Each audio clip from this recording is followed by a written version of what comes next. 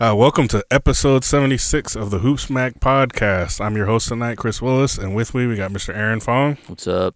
Mr. Dante Peterson. What up, world? Wearing a Warriors hat, wearing a Pelicans hat. Bad blood already starting the episode, but anyway, they have a 14-point lead right now. Looks like they're going to wrap up their series. The Houston Rockets wrapped up their series earlier tonight against the Utah Jazz.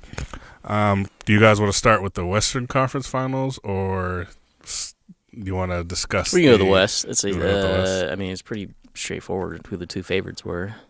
Right, are. we got the match we been talking about the last 3 episodes, I think, even though Fong didn't want us to for whatever reason. But Golden State will be heading to Houston. I don't know when Game 1 is. I assume it's later this week. What do you guys think of these first 2 games in Houston? What do you think is going to happen? I think the death lineup. It's Hampton's 5 now. Yeah, the Hampton 5. Yeah. I think the death lineup. The death lineup. I like that name better as well. But I think that lineup is going to show out. Steph down to 11. Steph is still trying to get his lungs. He's about to get jiggy. I know that there's going to be a hell of a rest for both teams because they want to let the other series catch up. So there's going to be some time between tonight and Game 1. Like you, I don't know when that's going to start, but there's going to be some time. So fresh legs on both sides of the ball, and I mean this is the McGregor versus Mayweather fight that we wanted to see. Only we didn't have to jump through hoops to get there. I didn't want to see that fight. Who's McGregor in this scenario? It wasn't a competitive fight. This is I would say this is more Canelo Triple G. No, that's more comparable. I used the right analogy. We know who the champ is, right? So yes, we do. We know who Floyd is in this bout. Down to 9. Down to 7. Oh. There's a lot of hype behind. There's a lot of hype behind the Rockets, just like there was a lot of hype behind McGregor, and we saw what happened. And it's going to be, part 2. Only this is going to happen on a basketball court in 4 games. So exciting. Sucks that it had to be Houston. I lost yet another bet. I wasn't going to bring it up, actually. No, it's cool. Chance texted me as soon as the I would as too. soon as the clock hit 000, 000, he texts me when he can get his Harden. So what colorway? I'm purchasing some lifestyles. We'll have to discuss colorway. Instagram Live. I didn't really talk about it, but I doubled down on this bet, and I also bet someone else on the series. And the loser, which is me, has to be draped in Minnesota Vikings gear when they come to play the Seahawks in December 10th, and it's going to be my Facebook profile. So, how do those relate? The Houston Rockets bet turned into a Minnesota Vikings. I don't know why that was the wager. My buddy is a huge Vikings fan. Obviously, I'm a Hawks fan. He said he wanted to see me in Vikings gear if the Rockets made it to the Western Conference Finals. So I was like, he got his wish, I guess. It's not a problem because it's not going to happen. And then it happened.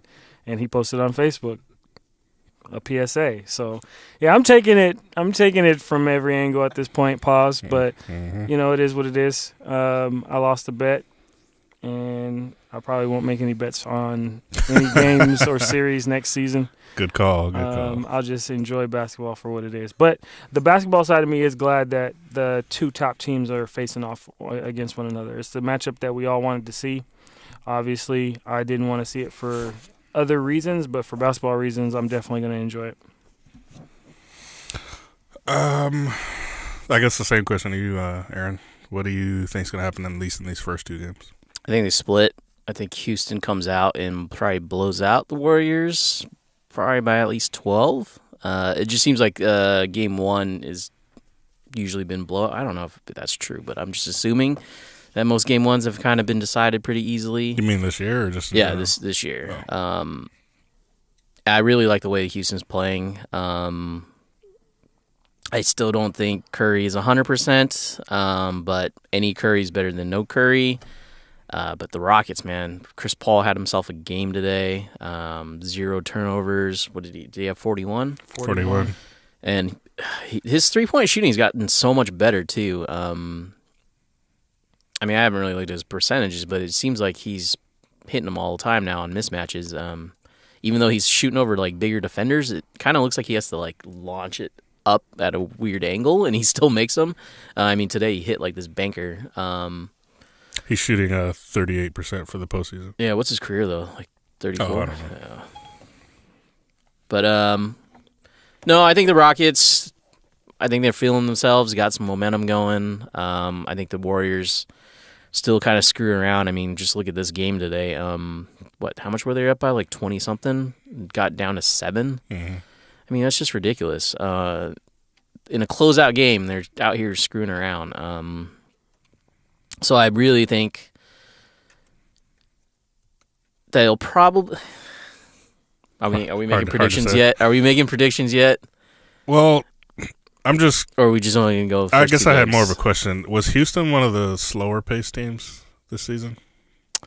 I do not know. I would probably guess yes, because they kind of like to just run their little high post pick and roll mismatches.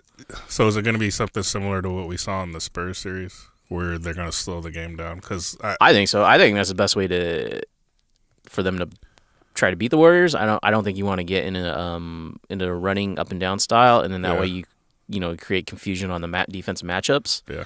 So they probably think Chris and James can beat Curry and whoever all day, whoever they try to ISO in the pick and roll situations. So yeah, I think it'll be methodical, surgical, precision execution by the Rockets, but I think they do split.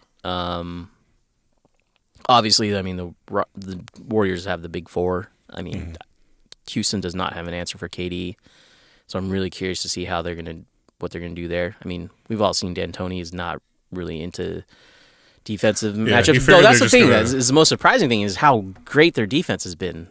That's been shocking. They've been pretty good. I don't know if it's just because of Capella. Is kind of covering for everybody. I mean, that's one part of it. I was just wondering if it's more like they've been so bad that now that they're actually playing some defense, average defense, that's noticeable, especially this postseason. Because, like you said, they were a top defense to start the season. Yeah, and then I want to say after All-Star break, just kind of just. But then again, the defense went down the tank. The offense was just great. No Rubio. Exum gets hurt. Oh, you mean this series? Yeah, Donovan dealing with toe issues. Yeah. Donovan got hurt in the right, but he had the toe quarter? issues prior to that, so he wasn't as explosive as the previous series. I mean, but all that aside, I'm not sure if the defense is going to be enough to take enough points away from the Warriors that the Rockets are going to need to win, because they obviously have the offense, but your defense is going to have to do something, or else the Warriors are the best at getting points. That's just how that offense is built. So you have to do something. You're not going to stop them, obviously, but you need to do something where you can limit the amount of points they score and then still blitz them offensively, which is what happened in 2016. I'm really curious to see what like the 3-point percentages for the Warriors is compared to like last year or the previous year. Well, it's worse. Yeah. The 3-point percentage. Because it definitely, watching the games, it does seem like that Clay and KD have been struggling with their 3-ball. I mean, what was a game? When struggling, you mean like upper 30s, right? No, that one game. I mean, like, KD went like 2 for 7, and Clay was like something pretty bad. That they got smashed on. Yeah. But then the next game, KD was like, I think that's when Draymond texted him and was like, "We need you," whatever that story was. And then he just took it. Well, that's what he did. He just went down to the post and was just killing from mid range, which he really should do. But they've been still struggling with the 3-ball. So was that the easiest 38 you've ever seen? It didn't even seem like 38. I know. Once I heard he had 38, I was like, oh, okay, that makes sense, considering he was just shooting over everybody. And it didn't seem like it was like ball hogging either. All that happened with AD is he put a little bit more arc on the shot. Yeah. That was it. And it's more insulting that they put 6'9" in his as he's listed as 6'9". I thought they changed it to 7 feet finally. Nah, tonight they put 6'9" on the overlay. I'm like, relax, guys. He's 7 feet, easy. But anyway, so back to the series though. Do you think they should just single cover KD no matter what he's doing, and then use those other bodies they have against your Clays and Currys? So like Ariza, Maba Mute, I think you have PJ to. Tucker. I think you have to, because if you double him, I mean, it's already a pick your poison if you stay home. Yeah. But now you're just picking a lethal injection if you double him, because he's going to be able to see over the defense clearly. He's 7 feet tall. Right. And if the death lineup's out there, your best bet is hope that the ball swings to Iguodala, but he's even been hitting in the playoffs. So you're either gonna live with a KD 2 or 3, or die by a 3 from Steph, or Clay. Draymond, Clay, whomever. Which is pretty much all you can do is, right? If Dre and Iggy are hitting shots like that, there's nothing you can do. There is absolutely nothing you can do. Yeah, so that's why I'm wondering, like, what's the defensive strategy going to be for the Rockets? Like, what are they going to do? Well, they're probably going to do what everyone tries to do and have Iggy and Draymond beat you, but nobody's really been successful at doing that. Yeah. Well, the issue is, like, so even in those cases, like, Clay and Steph are still going off. Like, it's so they're not. Right. You're not necessarily limiting anything, even though you're trying to let Dre and Draymond shoot. So who do you think would be a sacrificial lamb for KD? I want to say though they're going to put Ariz on him and think and just live with that. Yeah, but I don't know if that's the best way to go. I would probably put Ariz on Clay and try and take Clay out. Do you feel like it should be someone more physical? Because, I mean, no one's going to be 6'4" like Drew Holiday is, so they're not going to have that issue. Yeah, I would probably take my chances with KD's long jumpers and threes versus the closer post-ups and just live with that. That would be my guess. But I would probably try to take Clay out the most. Right, yeah, that's what I was thinking, too. Because Clay is really... Because he unlocks it for everybody. He's the key. Or at least when Curry's out there, he unlocks it for everybody. Well, because you can have Curry cook, you can have KD cook, but Clay's the one that kills people. Like the 20 points in a quarter. He's that type of dude that you can't do anything because he's 6'7", and you put a shorter guy on him, just shoot over him. I mean, they're probably going to put Gordon on him. Well, at least the Rockets have 4 guys, I think, in that same height category, so it's not an issue like it was this series. So I would probably do that. Pelicans they had a size issue, obviously, because Clay and KD were just shooting over the top of everybody. So my guess is they would probably throw PJ probably on Clay. Other side of it. So what are the Warriors going to do when it comes to Harden and CP3 and Capella? Well, Capella, that's an easy one, so I'll go after that one first. I think Capella. Don't say JaVale. No. I don't think Capella has the same impact in this series as he's had with Minnesota, especially. And for whatever reason, he just took the chi out of Rudy Gobert. I think. Going back to that death lineup, I think that poses a problem for Capella because he's going to have to defend on the perimeter. If I know Capella's guarding either Iggy or Draymond, I'm just going to step back. And Draymond already plays from the high post anyway, or from free throw line extended. So Capella is not going to be at his strength, which is rim protection, if he's out, free throw extended. So defensively, he's not going to have the same impact. Offensively, he rim runs. But we know that, JaVale McGee, if he's out there, will just play weak side because he can play off of him. There's no sense in even trying to defend him outside of the rim run. Just come on the weak side, bat that stupid lob that's not going to reach him because JaVale's 6'11". His wingspan is 7'12". So you think he'd have more success than Rudy Gobert did? I think so because he'll play a little bit more free. And they do a lot of switching. Golden State does. So those passing lanes really, they're few and far between. So I think defensively,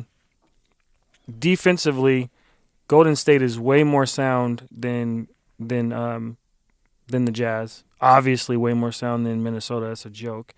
So the Rockets have to make sure that they cherish every possession, and they have a tendency to trick off possessions. This is not a series where they can do that. Both teams do, right? The Warriors just have a larger margin of error. I think that's the right way to say it. So what I think is probably what they're going to do with those pick and rolls is I think they'll probably have whoever is in the corners help out on that lob, look for that lob. Mm-hmm. And I think they're going to try and make whoever's in the corner, PJ Tucker, Eric Gordon, or whoever, beat them. I want to say that's probably like their plan. Which could backfire. It could. Yeah. Both teams have that kind of. Yeah. The this corner can backfire and Draymond can hit. But I mean, what's threes. better?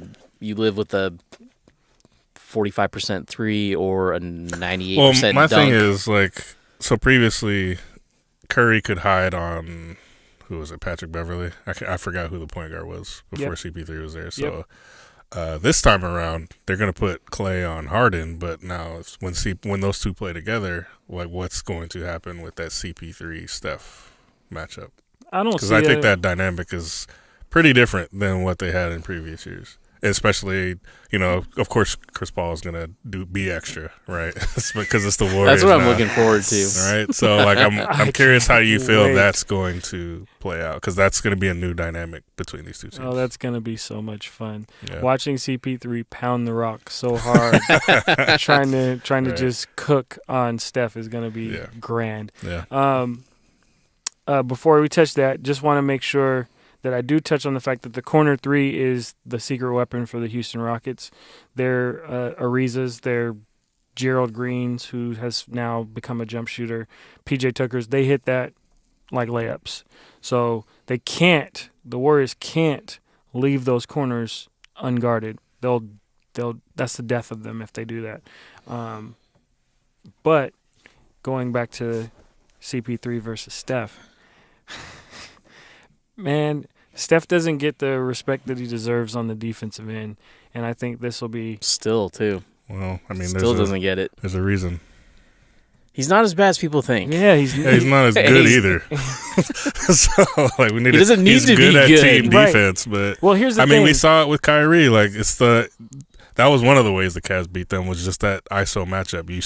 They switch, and then Curry ends up on Kyrie, and then Kyrie cooks. Wait, So, Kyrie is way quicker than CP3. This is CP3 is not a quick guard. this is true. He kind of plays a little bit of bully ball, which is not going to work against Steph because you're going to get called for the offensive foul. This is a 2-time MVP. He's going to get the. Do they call those still? Or no? I didn't feel like they were calling those No, for Steph lately, Not really. or at least this year anyway.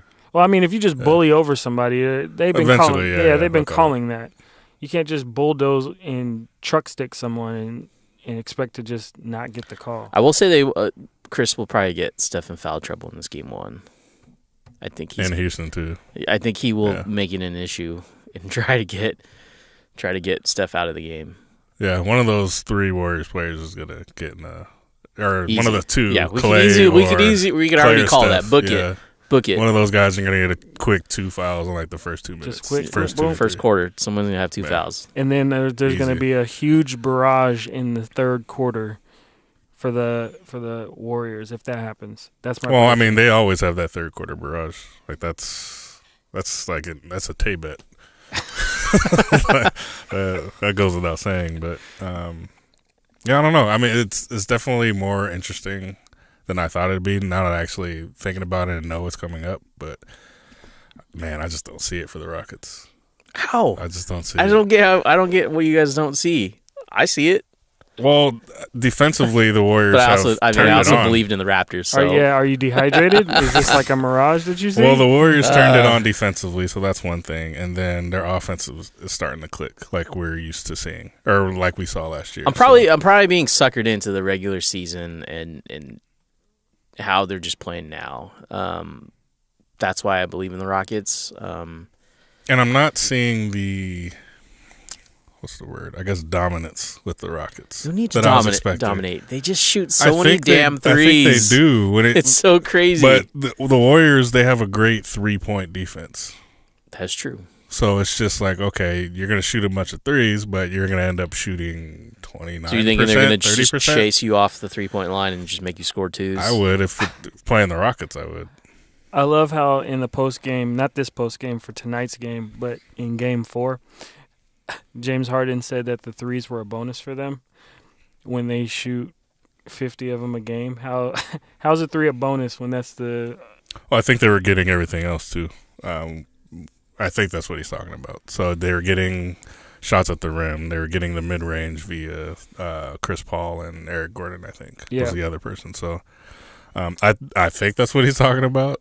They're gonna need all of it though. They this need next series, all of it and some more. So going back to the question of pace, regular season, Rockets were right in the middle of the pack. They were 14th in the league in pace. Warriors were 5th. Okay. In the postseason. Yeah, that sounds about right from the eye test. I mean, because the Rockets, they don't. It's just high pick and roll you to Yeah, death, right? it's not 7 seconds or less. Right. In the postseason, Yeah. Rockets are 9th. Warriors are 3rd. Pelicans are 1. Both in the regular and postseason. Yeah. Pelicans are 1st. Yeah, that was their death sentence. I was like, you're not gonna outrun the Warriors. No. Shout out to Gentry. So if you try to anyway, slow it down into a half-court set, if you're the Rockets, you have to find the chink in the armor in the Warriors, and I just don't see it on the defense. Yeah, I mean that's historically has been rebounding, right? You pound the offensive glass, like that's kind of been the Warriors. I don't want to say kryptonite, but that's one of the ways that you beat them. I guess That's one of the ways the Cavs beat them. Like Tristan Thompson. I was going to say, honestly, we could kind of compare this to the Cavs last year, or two years. 2 years ago. Because if you think about it, the Cavs and Rockets kind of play similar, with Harden and LeBron playing the same role. Yeah. I guess CP3 and Kyrie, sort of. I mean, the only difference is Capella is the Cavs didn't have anybody like Capella. I mean, Tristan may be the closest, but I mean, a bunch of rim run and. Yeah. So I guess basically I'm trying to get at is I think the Cavs, the style, is the there. Cavs if you go back to watch Cavs Warriors, it might be a blueprint of what's probably going to happen. But then KD's high that, 135 to 115. KD's that trump card. Yeah. Right. Yeah. Damn it, KD. I still like the Rockets, so my prediction is Rockets in 6 or 7. Just because they shoot so many threes. Yeah. That's my logic. Is 3 is bigger than 2 or is greater than 2. Not when it doesn't go in. It doesn't go in. Yeah, I hate watching the Rockets because it's so boring. They just shoot so many threes. I can understand why old school NBA people and old school whatever hate this style, this new. I mean, because they run to the 3-point line on fast breaks, like 3-on-1s. That's kind of insane. Like that goes against everything we've ever been taught about basketball. Like even Capella, it's like no. So that's my prediction. Next season, Rockets in 6. Got Dubs at 5. No, actually, I would go 7. Dubs at 5, man. Dubs get 3 games. I hope it goes 7 since I have nothing to lose now, and I want to see as much basketball as possible. But it's probably it's Dubs in 5 just because I want to respect secret reverse jinx. Just because I'm giving the Rockets a little bit of respect, they can pull off a game. Otherwise, I'd say it'd be a sweep. Pull off a game. Yeah. I don't know. It's just one of those things. The disrespect. I need to see it. I'm trying to represent Houston. I have yet to see the Hampton 5. I hate that name. Just get pushed against the ropes. Like we haven't seen it. True. Like the team that lost didn't have KD. They had Harrison Barnes. Shout out to Dante Delgado. But single-handedly sabotaged that series. By the way, shot horrible. He did. Yeah, he did. He would have hit a couple threes. Just one. Yeah, literally, just one. Literally, he could have changed the outcome of the NBA right now. The landscape, everything. Yeah. This is like if that last year's Cavs team. I wish I had the Infinity Gauntlet that I could snap my fingers and make Harrison Barnes make a 3-pointer. If you had the Infinity Gauntlet? Yeah, and make everything go back to... You're going to use the Infinity Stones for Harrison Barnes? KD signs with the Celtics, teams up with Kevin Love, and then... That's crazy. We get all these other dominoes. Talk about misuse of power. You do realize that at some point you're killing half of the population in order to get this done? No. Just for Harrison Barnes to hit a couple of jumpers? I wouldn't kill anybody. You're going to kill Black Panther. Spoilers, everybody. Wow, yeah. You'd kill half the universe for Harrison Barnes. That's a fan. All right, anything else about the Western Conference? Like I said, I don't know when the series starts. I'm assuming this weekend. I think it's Sunday. I'll look it up. Yeah, it makes sense. I think Sunday would be the earliest. 13th. Anyway, Anything else about the Western Conference? The matchup we finally get to enjoy, experience. Shout out to Chris Paul finally making it to Western Conference Finals. Didn't get injured or sabotage his team in any way. So. Can we speak on that real quick? Sure. So, all season, obviously, I've been going against the fact that they're going to make it this far, and now that they have, I want to clear the air. I am a Chris Paul fan, and I was thinking about this earlier. Chris Paul has finally made it to the Western Conference Finals. Please, for the sake of basketball, haters, don't start talking about how he couldn't make it to the finals now, because that's a new rung on the ladder. I realize that when you make it to the playoffs, your playoff success is only measured by more playoff success. And so because he wasn't able to get past the second round up until now, it was always he can't do it. And now that he's done it, now it's going to be he can't get to the finals. Well, that's the way it works, right? Like, they always move the goalposts. Yeah. So, like, with LeBron, whenever he gets a milestone, they move the goalposts. Like, such and such, Jordan, did this or whatever. Oh, you mean like the meme that I saw is until people start getting killed over LeBron's, he'll never be better than Jordan? Sure. I was like, that's a different measuring stick if I've ever heard one. Right. Like Chris Paul is he's a great. Or like what was it? I think it was probably Skip Bayless, but essentially it was he didn't make his clutch shots in a certain way, so I'm going to devalue what he actually did. So I'm like, all right, when are we going to – okay, Jordan hit this shot against the Jazz. It wasn't, a buzzer beater. It wasn't like do or die. They did have a game 7 if he had missed, all that good stuff. But when it comes to LeBron, he's like, no, it has to be if he misses that he loses the series. Like, when are we going to stop doing that with the players and just kind of let them? Because it creates outrage. We can't use It creates Skip outrage. Bayless. Yeah. Is that what it is? That is, outrage. yeah. We can't use Skip Bayless as the I don't know if it was Skip. I'm just using that. I'm assuming it was Skip, but it sounds like it's his brand. It's his brand, absolutely. Where he creates this square peg in a round hole scenario that is never going to be met. No, I understand that, and I guess it comes with the territory. But like, just for a second, let's celebrate some sort of greatness. Like, absolutely. Chris Paul 100%. is an amazing point guard. I'm a Chris Paul fan, and I was an angry fan that he hadn't been able to reach this hump. So if it took for me to lose some James Harden lifestyles in order to see him progress, then it's $140 well spent. That's the way I'm looking at it. Plus, it makes me feel better about losing my bet. But Chris Paul is not going to make it to the finals this year, and it's no shot at Chris Paul.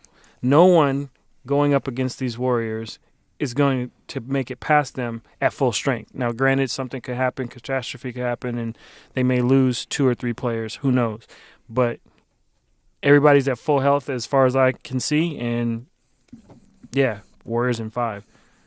But let's not discredit what has happened. And no, we're not going to blow up the Rockets after one season. They're just going to end up getting Carmelo on a buyout. Well, they have to blow up anyway, right?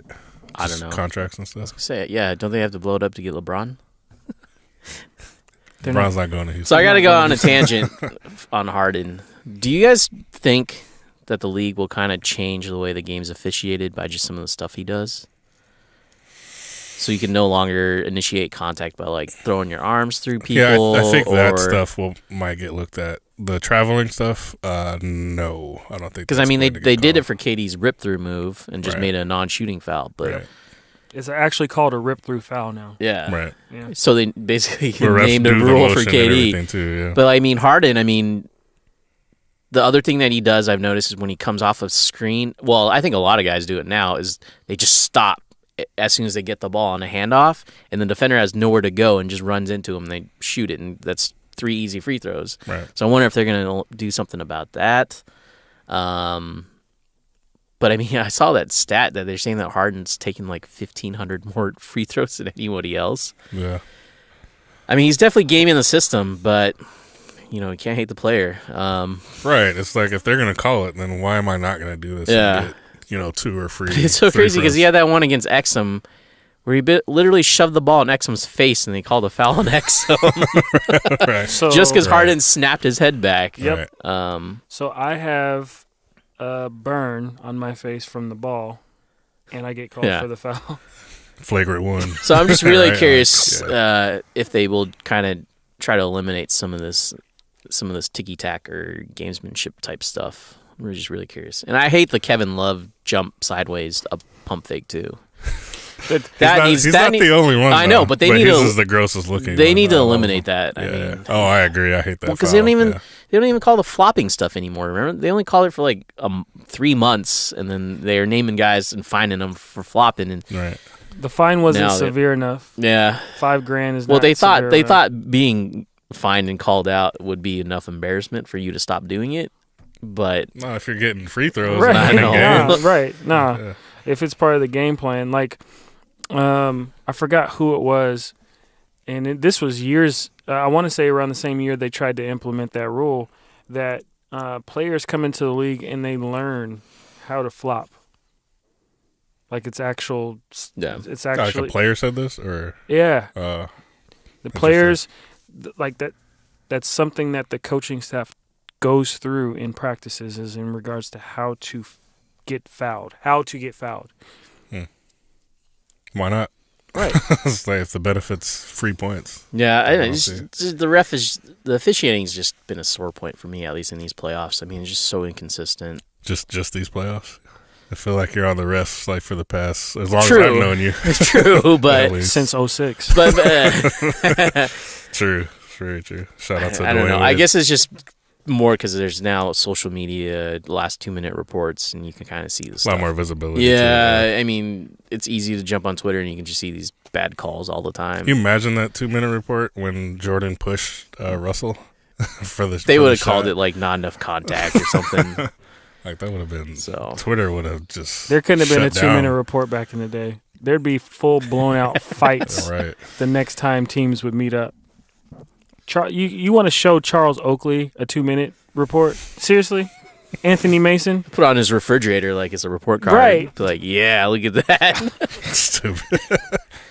What was I gonna say? Oh, were you gonna? Do you have anything else about the Western Conference? No, I just wanted to make sure that the haters are on full alert that they can Oh, the CP3 stuff. they That's can right. fall back on CP3, man. He's good money.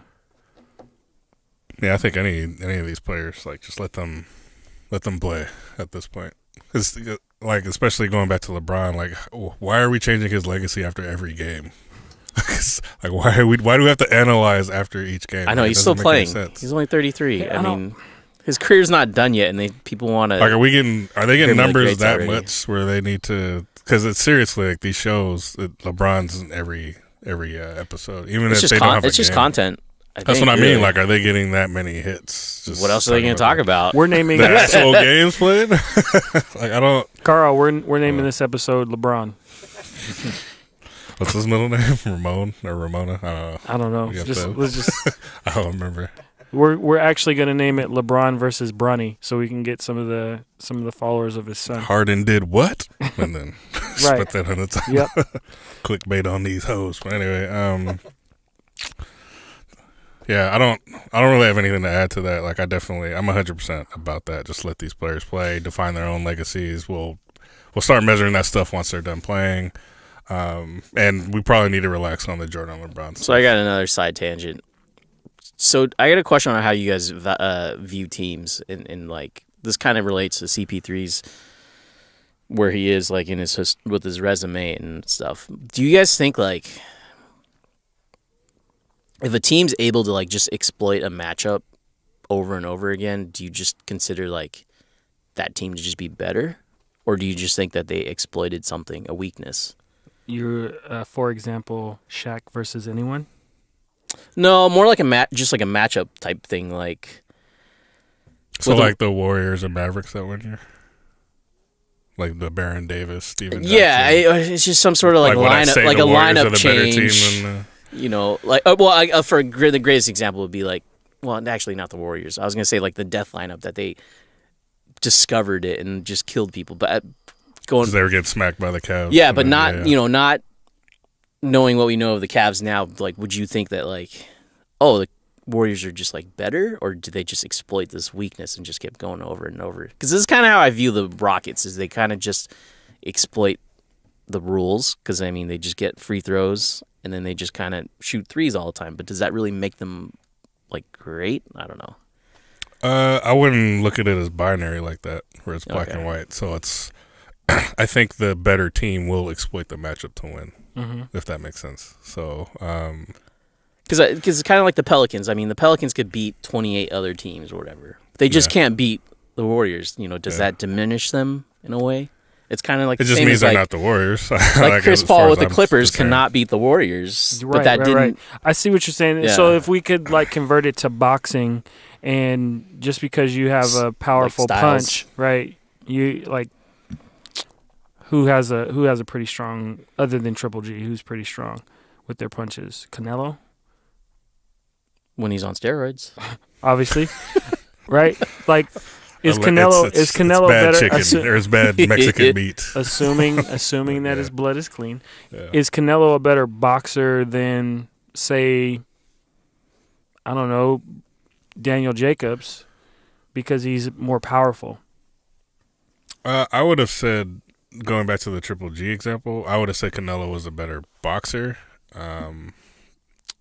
Triple G just had a better skill. Like a better strategy? I don't know if strategy is the word, but he just, like, he has the power, like you mentioned. So, like, his skill can affect the outcome more than Canelo's skill can affect the outcome, I think, is the way I looked at it. So then transferring that scenario back into basketball, who's more skillful if you say Houston Rockets,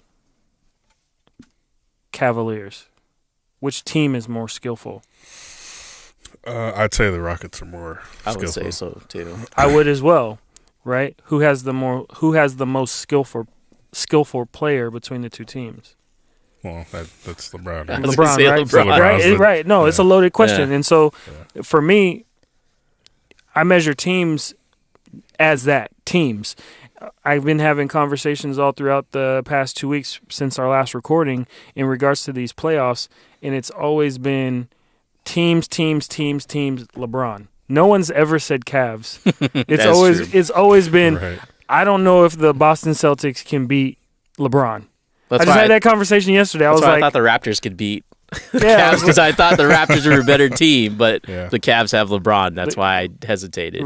You see where I'm going. So it's like, you can't compare apples to oranges because no team has the same players on it, right? No other team besides the Cavs have LeBron. Is that a better team than Boston? I don't think so. I think Boston is a better team. Right. Does that mean that Boston's going to win this Eastern Conference Finals? I don't know, because LeBron is that that's good. Why they play the game, right? Yeah, he's so good. I want to believe it. Do you guys feel some type of way when, so like in Dwayne Casey's case, his post games, he was like, "We had the better team, even though you guys just got swept." Like, do you feel like there's merit to what he's saying? Yeah, I do, because they could. They should have won. They should have won game one if they would have just make a couple bounces went their way, and then what was it, game 3? That they probably could have won. Yeah. So everything, butterfly effect, it could have been 2-1. Everything could have been completely different. You know, they would have had more confidence. Who knows? Shots fall, because I mean, obviously, when the shots are falling, you play better defense. Mm-hmm. You're swarming. You have more energy. So I do think that's actually kind of true. But I mean. But you have the data. Yeah, I know. I was like looking at the results, 4-0. But I mean, he said it after game 4. Like, I would agree with you if he said that. He probably said it before game 1.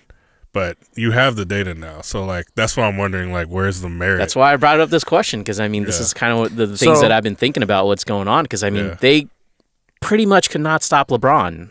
I mean, Rodney Hood's not better than any of those guys. Jordan Clarkson's not better than anyone on the Raptors. Mm-hmm. I mean, well, it wasn't even that. Like, the other Cavaliers remembered how to play basketball. Well, because they could not stop LeBron. Because LeBron. LeBron's numbers didn't change. The veterans, right? But right? Yeah, the veterans, right? The top 6 players. I think. Well, basically, they went back to the old. They went to the old Cavs. Kevin Love started playing like a legitimate number 2 option earlier in the season. Yeah. Right? That's what Kevin Love started playing Yep. like. And so I wouldn't say necessarily they couldn't stop LeBron. That didn't change, like, no matter what. Like, nobody's stopping LeBron, even the Warriors. But, like, the others, as they are affectionately called now, like, they stepped up, I guess, for lack of a better term. Why did they step up? How did they get their numbers? Because LeBron is creating those angles. Well, LeBron was sitting for some of those runs. So, like, Kevin Love was getting his touches. Oh, go ahead. So, I was going to say, aside from all this stuff, the biggest downfall for Toronto, it was a completely mental breakdown. Their chi was literally stolen from them because of that first game. And I hate to agree with Charles Barkley, but he said last night after the sweep, he said if there was ever a team that had a must-win game 1, it was Toronto against Cleveland, especially after the way they lost, because that was the overtime loss, right, in game 1? Yeah. Right? Yeah. So they lost in overtime, a game that they should have won. They led the whole game. And then in game 2, they came out defeated, deflated, and came out drunk. Yeah. Spanked. Right. Then game 3, okay. Got their cheese snatched get again. You got your mojo. Like, now we're playing desperate basketball. They lose again, right? Can we talk about that shot in game 3? So let's transition to the Eastern Conference. Yeah, I think we're done. Right. So they lose again off of a buzzer-beating shot. How? How did that happen? I just don't understand. Like, there's so many things Toronto could have done, especially with them taking it full court. I don't know why they didn't trap. They didn't double in the corner. Siakam. You literally let anybody else shoot. Yeah, I know. When this happened, I was so mad. How does this happen? Siakam does Casey get fired because of this? How does LeBron James get a full steam run at the basket where he's unstoppable? Like, how? How does this happen in the closing NBA seconds game? of a NBA playoff game? I don't give LeBron a running start in a preseason game. How does that happen? So the moment that ball went through the hoop, in a must-win game for you. The ball went through the hoop, this series was over. Absolutely. Over. Definitely. So when you look on you paper, saw it on their faces. Yeah, when you look on paper, you definitely saw it on Kyle Lowry's face. He couldn't believe what he just witnessed. Yeah. Right. So when you look on paper, yes, like Toronto. The shot was ridiculous. First Toronto is the better team. They have the best bench in all of the NBA. You can say that before game 1. That's all I'm gonna say. I'm saying they didn't show up on paper. I'm just talking about on paper. You look at them; they have the best bench in the league. They've got a decent 5. They could use a better 5, but they definitely have a really good. Well, they have one of the better starting 5s, well, at least by the stats. By the stats on paper. Yeah. But when you get to that mental, man, like they have lost 10 straight playoff games to LeBron James. Not even the Cavs. Not even the Cavs, man. Yeah. I mean, it has been the Cavs, but when you lose 4 games to this Cavs, 4 games to last year's Cavs, that's pretty bad. And then 4 years, two games to the year before that. Those are 3 different teams. Losing to the Kyrie LeBron Cavs, but can we this say version of the Cavs? Hold on, that's pretty rough. I know that they don't really have stars, but can't we say the same thing about Jordan and the Pistons? What do you mean? That Jordan couldn't beat the Pistons until he did. And then we could also say LeBron with the Celtics. Yeah, the issue with that, though. So, year 1, Pistons swept them. Year 2, they went 7. And year 3, so you're talking about a gradual improvement? Right? Yeah, you're not seeing that with Toronto. Next year they're going to get a game. They went from 6 to 4 to 4. All right? So I'm just like, I don't understand. And in that progression, Toronto got better in their seeding. They are the number 1 seed. I know. That was the got word. Swept by this Cavs team. I totally forgot that they're the number 1 seed. Yeah. Larry Nance. So going back to the shot though. I mean, what was it? Was it against the Pacers where they literally doubled LeBron and then JR's the one that ended up shooting the potential game winner? Which game? Against the Pacers. In right? this series, year's playoff? Right? I'm trying to remember which game that would have been. I don't remember what game it was, but why didn't the freaking Raptors do that? They could have trapped LeBron in the corner and made him give up the ball, but Siakam faked it and then ran up court. Yeah. Stuff like that, man. I mean, this is common sense type stuff. I think that I don't know if they Pacers were looking like the number 1 seed by comparison. Just The decision making is that's why I brought up the Casey point, because it just seemed like at some point that's coaching, right? I think you're playing with doubt in your mind instead of. So it could be saying, that Casey tried to prep them, but they just for whatever reason they had a mental lapse. Well, Siakam's a young guy too, right? Who else was guarding him? Was it just? Or who was just running? Was it OG? Yeah, OG. 2 young guys. Like, come on. He was well. I mean, he did the best he could. I know it was a ridiculous shot. Now I have to say, like, there's this one angle from the baseline that shows like how even more ridiculous that shot was, because I didn't realize how far he was. It's probably a good 15, 16 feet from that angle. Full speed. Off the backboard. I mean, if I shoot that, when I'm shooting that, I'm not trying to. Do you think he tried to bank it? I don't know. I don't really care. Like it was just because if I'm shooting that, I'm trying to shoot a floater and I'm trying to make it in. I feel like that'd be harder. No, to do. Running full speed, I'm probably gonna try to bank it in because it's hard to get all netter full speed. It probably would have been more impressive if he switched it. Off it. If he would have switched it, that's like NBA Jams. That stupid floater on NBA Jams that you can't block. It's a goaltend. That's what that would have been. Yeah, it was a great shot though. It's amazing. I definitely wasn't expecting it to go in, to be honest. He's had 2 buzzer beaters this playoffs? Yeah. So he had the one against the Pacers. Yep. Going left. No one reads the scouting reports. Like, what's going on here? Make him go right. 2 dribbles. Even that, I guess Orlando, all those years ago, was coming from his left. Mm-hmm. Anyway, great shot. Toronto blowed up. I believed. I know you did. You were riding for I wanted heavy. to. I reverse jinxed them on accident. So, blow it up, trade DeMar. Like, what do you think is going to be the next? Or do they just wait to see what LeBron does? And then bring the band back if he goes I think less? they bring the band back because, I mean, they don't have any cap flexibility. Except for trading one of their stars. Nobody wants them, though. DeMar's probably want DeMar. DeMar's might be the only one that you could get something for. Lowry is not. Not after this. Lowry is not good, I'm sorry. Yeah, no one. Yeah, you won't get equal value for He's a fringe all-star player. Yeah. I mean, I didn't even like his game before when he was younger and more explosive, I guess, even though he wasn't really that explosive. What was the stat? LeBron outscored them both combined. I was just going to say, when ESPN let out that stat that he outperformed the duo of DeRozan and Lowry, there's no trade value for those. DeMar made 0 threes, too, this round. I shouldn't say there's no trade value. There's certainly not top dollar trade value for those guys right now. Like you're getting a quarter for $1. Oh, man. My goodness. Yeah. I think Toronto's problem is that because Ibaka's gone, right? No, I think he has 2 years left. Oh, yuck. See, that's where they probably messed up. Is there's not much flexibility Ibaka. or you can't do nothing with Valanciunas. Maneuverability. Man, that sucks. That was gonna be my point. What you have in DeMar DeRozan. To say he's never going to get better, I think players go in and have strong off seasons and they come back and they get better. But DeMar DeRozan this year and DeMar DeRozan next year, the margin of progression is not going to be that great. Someone other than DeMar DeRozan and Kyle Lowry needs to make a huge jump or a bigger leap. Van Vliet?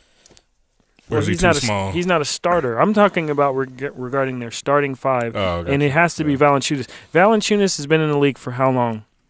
I don't know. And he's given us seems like a long time 10 and 7 every freaking year. At some point, the league passed his style by. Like they drafted.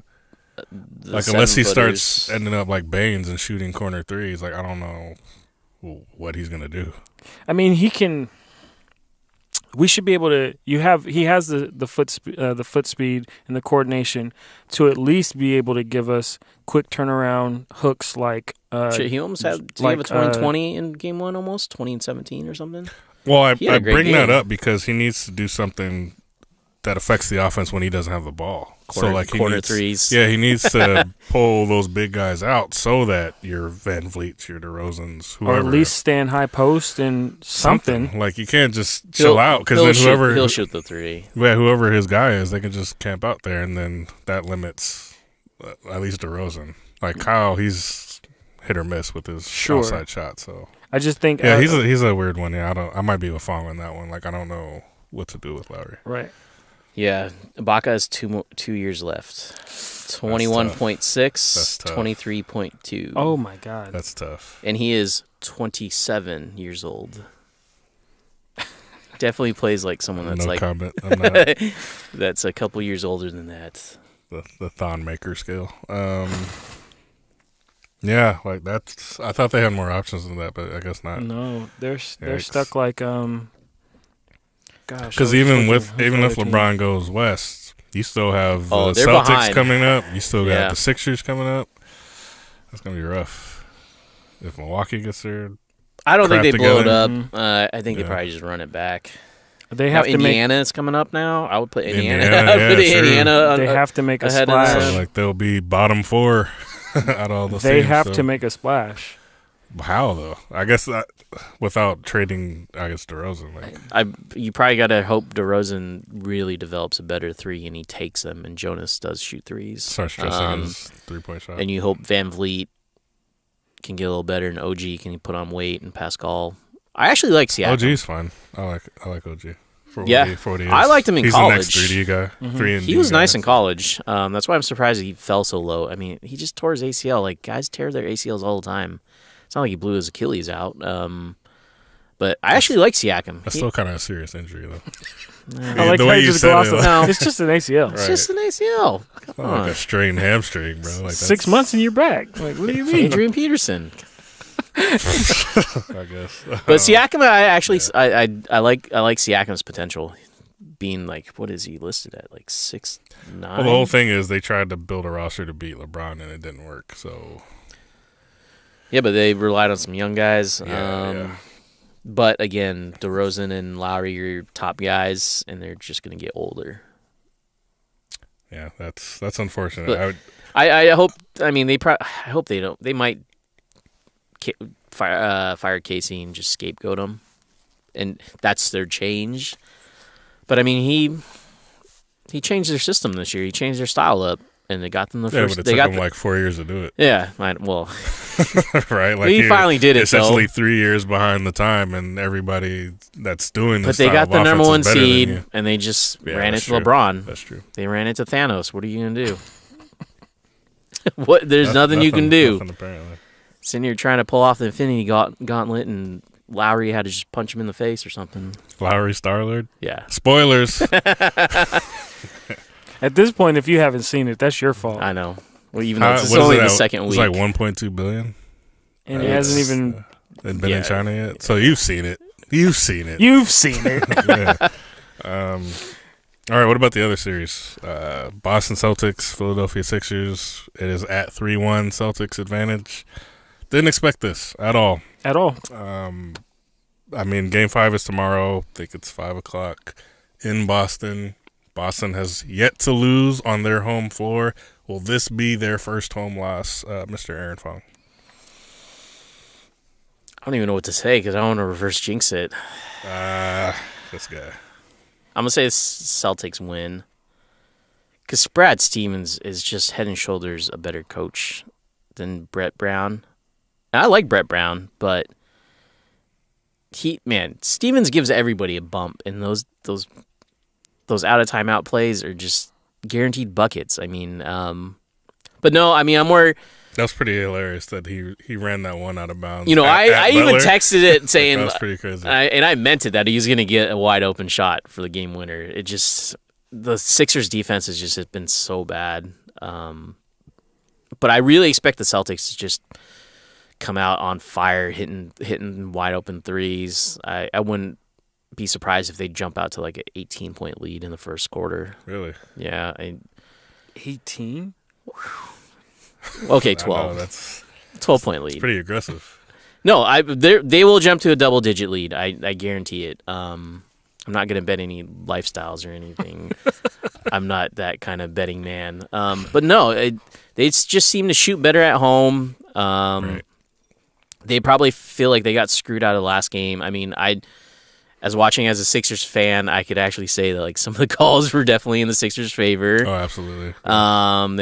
They definitely got Jaylen Brown in foul trouble early, and Jason Tatum, which is pretty much all the offense runs through them. I mean, Terry Rozier wasn't hitting the shots. So that was kind of what I was thinking back when I was talking about like when they're exploiting matchups or a team exploiting matchups is just like the way that deployed Tatum. I mean, they really don't have anyone that can guard Tatum.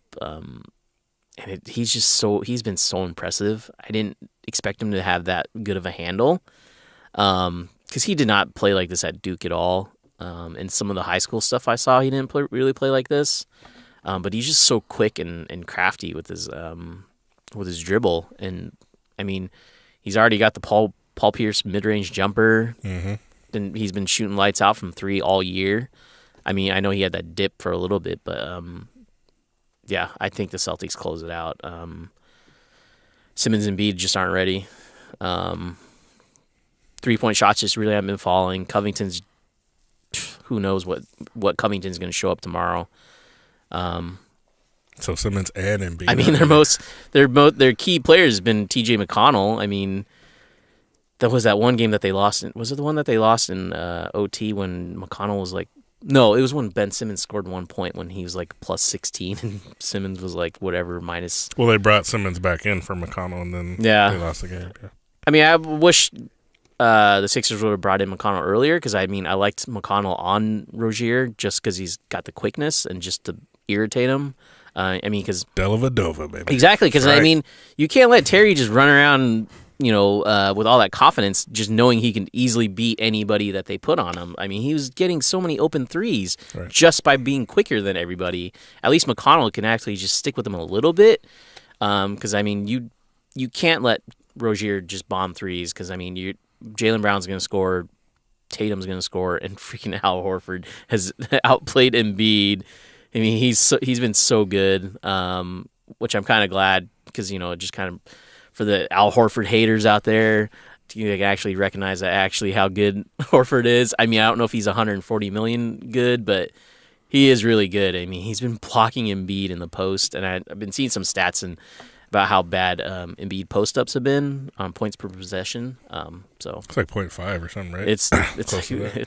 It's lower than that. It's like pretty low, but yikes. I don't know. Tay. No, I was going to echo your sentiment. I actually think it would be better served for Philly if they get smacked tomorrow.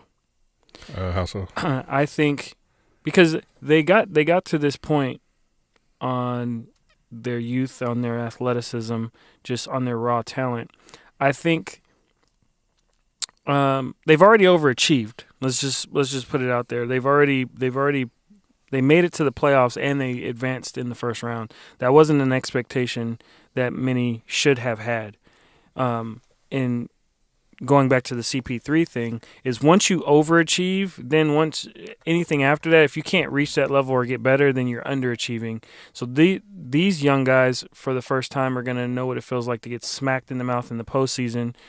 And I think that their workout regimen over the summer gets a little bit different. I think their approach to the game is a little bit stronger. And we already know that they're going to be forced to be reckoned with over the next, 4 or 5 years, if not longer, with that core being as young as it is. So I think it's better served for them because if they continue to win these games, they're not going to beat history, which is come back from a 0-3 deficit to win a series. They're not going to win the series. So let's not fool ourselves in thinking that we have a real shot at this. And that's not me telling them to play to lose, obviously play to win. Mm-hmm. But I think the sooner they get smacked in the mouth and have to face the music, which is they're going on vacation, that just gives them an extra 2 or 3 days to get their offseason started because these guys – if Ben Simmons would just shoot, I'm not even asking him to have a jumper. Won't even attempt it. Just shoot the ball. Just go in and get in that gym and give yourself the confidence to shoot the ball. Mm-hmm. It's lights out for this team. Lights out for this team. I actually agree with everything you just said. But just to be a devil's advocate here, the Sixers could have won 2 of these games that they lost. Right, so it's not like it was essentially a dominant 3-0 series at that point. For sure. Should have been 2-1, I'm thinking. There was only one game where it was clear Boston should have won. So with that said, I feel like they can replicate a winning style of basketball against the Celtics. I don't think it's outside the realm for them to win 1 or 2 more games. Now to win, the rest of them, that's going to be never happen in history. Right. right? If it was going to happen, it likely could be this series just by the talent disparity, maybe some luck. You're not even disagreeing with me because I agree with you. That's why I said it's best served for them. Yeah, I definitely agreed with everything you said. I'm just trying to think about this just for argument's sake. Right. They're not going to go in tomorrow night playing to lose. They're going to play to win. Yeah. And they can. And I feel like the way they play is replicable for a win. So absolutely. It's just, at what point do we? So they win tomorrow. Do we think they win that Game 6 in Philly, and then all the pressure's on Boston not to be that first team to lose? Oh, I'd love to see it. I'd love to. No, it's not going to happen. But it's not going to happen. They're just too young. It's not going to happen. Celtics. And that's why they lost the 2 wink, games wink. that they should have won. I think the youth is not on their side. Yeah. They need to take their lumps. And I don't want this team to end up having a mentality of a Dwight Howard. Oh, boy. Here we go. There it is. Yeah. I knew it. I don't want them to have the same mentality as this one player. The reason why I despise Dwight Howard the way I do is because he does not, even to this day, does not have a desire to get better because he believes that he's already arrived. If they continue to get these wins and build the confidence that, we're good as we are, there's no motivation to get better. If they get smacked. I don't think they think that. I mean, Ben Simmons scoring 1 point. He's got to know that. I think the obvious thing is he develops a jumper. Right. As far as the offseason goes. And everybody's talking about that, right? He needs to develop. I'm not even asking him to develop a jumper. I just want him to have the confidence to shoot the ball. When I say that, I don't mean necessarily for next season. This is going to be like a 3 probably year project. Absolutely. To where his jumper gets to a point where it's like, all right, Ben Simmons is a top 2 player in the league. Right? So that's where that jumper is going to take him. Right. Because everything else is in place. And he's essentially, 2 inches taller than LeBron. Has the great passing, has the great vision. His IQ is work in progress just because he's so young. He's been a great defender, too. That's been the more surprising thing for being someone so young. Yeah. And so big. I won't say he can guard all 5, but he can definitely guard most 4. He definitely has versatility. Yeah, for sure. So that's been impressive. But I get what you're saying on paper. The Sixers are head and shoulders above. I mean, they're missing Kyrie and Gordon Hayward. Yeah. That's what I mean. Like, if it's going to happen, someone coming back from a 3-0 lead, this would be like the kind of stars aligned moment because the Celtics just don't have the talent to. It's just whether the 3 ball's falling or not. Yeah, I mean, because that one game, Aaron Baines did he hit 2 threes? He hit 2 corner threes, yeah. And then Horford was killing. But Embiid just kind of conceded that. I think it was game 3 and 4, if I remember right, in Philly. So again, I'm obviously I'm not going to say Philly's coming back to win the series, but if there was ever a team that could do it, it'd be this Phillies team. And I agree. I just don't think it'd be best served for them to do that. I think that in the long just for their run, long term. Long term, I think that would be detrimental to them. It'd be great to see. I mean, how do you think they'd come out of that, though? Like, say they do make history and take this series, then they have Cleveland in the next series. LeBron's going to destroy them. You think so? Yeah. I don't know. I think they would play with so much confidence. Yeah, that's what I mean. But is there such thing as being overconfident? No. That's what I'm worried about. And I think they would pose so many matchup nightmares for the Cavs, and because I think their reckoning would come in the finals. Because the Sixers, I mean, I want to say they lead the league in number of passes. You're right. I'll scale back.